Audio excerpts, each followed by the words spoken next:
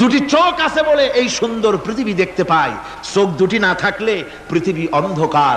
মা দেখতে পাবো না, কোরআন দেখতে পাবো না, পৃথিবী দেখতে পাবো না, বাপ দেখতে পাবো না, সন্তান দেখতে পাবো না, দুনিয়াটা মিথ্যা হয়ে যাবে, ঠিক কিনা?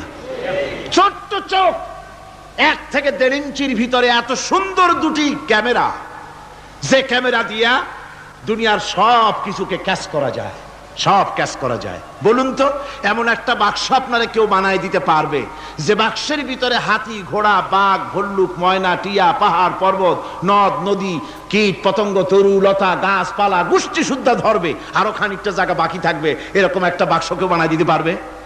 পারবে না। এমন একটা বাক্স পৃথিবীর কোন মিস্ত্রি বানাতে পারবে না।